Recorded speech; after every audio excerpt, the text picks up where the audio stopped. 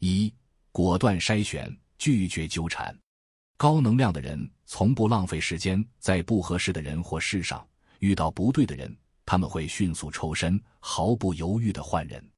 顶尖的人总是雷厉风行，敢于割舍，从不在错误的选择上拖泥带水。赚钱也是如此，项目不合适就立刻砍掉，果断转向新的机会。反过来，低能量的人却容易深陷泥潭，遇到不合适的人或事，他们往往舍不得放手，投入一点成本就急着要回报，喜欢死磕到底。最致命的是，他们总幻想能把错误的人或事掰回正轨，一旦陷入这种执念，就会投入更多时间和精力，最终让自己损失更大。二、无视他人评判。别人的评价从来都只反映他们自己的利益，你的行为符合他们的期待，他们就捧你上天；违背他们的利益，他们就贬低你，甚至恶意攻击你。看透这一点后，你就不会再被别人的看法牵着鼻子走。更关键的是，别太在意别人的赞美，也别纠结跟谁关系好，这些都是虚幻的，靠不住。真正让你赢得尊重的是你的实力和价值。把精力放在提升自己上，别在乎那些飘忽不定的评价。三、区别对待不同的人。聪明人都明白，跟弱者打交道只需要给足面子，稍微哄一哄，夸一夸，让他们开心一下就够了。如果他们说了些荒唐的话，千万别认真，更别想着去纠正，因为他们的观念根深蒂固，你改变不了。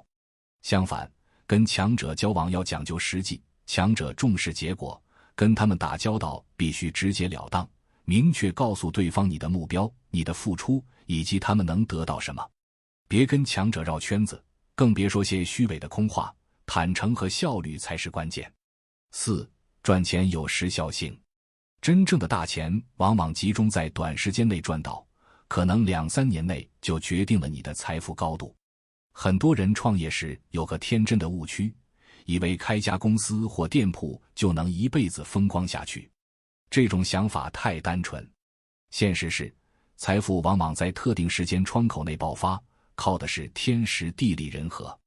在这段时间里，你可能赚到未来几十年生活的保障，然后在巅峰时果断出手，把生意卖掉，之后悠然自得，喝喝茶，寻找下一个风口。最忌讳的是死守一处，最终把赚来的钱全赔回去，甚至背上债务。五、守护你的时间。低能量的人容易沉迷于廉价的快感，比如滑短片、打游戏、跟朋友吃吃喝喝。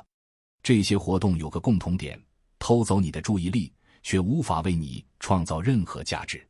如果你了解一点生物学，就会知道大脑里有个区域专门负责快感，而短片、游戏、爽文的设计者深谙此道，他们用高频刺激精准撩拨你的舒适区，让你沉迷其中。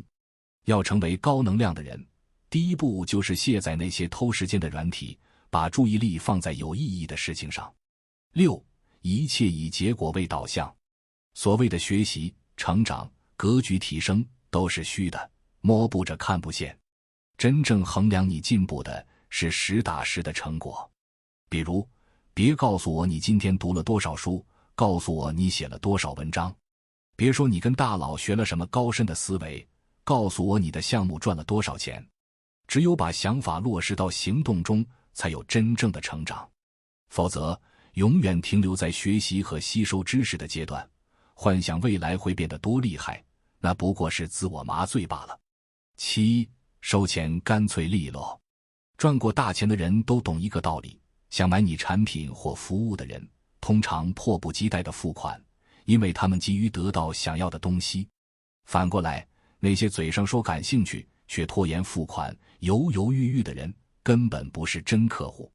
低能量的人做生意容易陷入恶性循环，他们对自己缺乏信心，遇到咨询的客户就拼命拖住对方，讨好对方。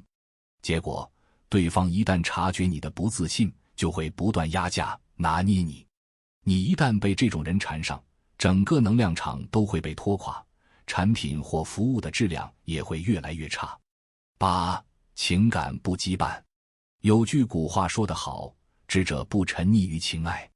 为什么？不是因为智者情感淡薄，而是因为当你过于迷恋一个人，这个人就会成为你快乐的主要来源。然而，对方是独立的个体，有自己的思想和自由，你无法控制对方何时会离开，或做出让你痛苦的事。过度依赖一个人，等于把快乐的主动权拱手让人。这就是为什么很多人深陷爱河后，最终伤痕累累。保持情感的独立，才能让自己更强大。9. 做人不必太深刻。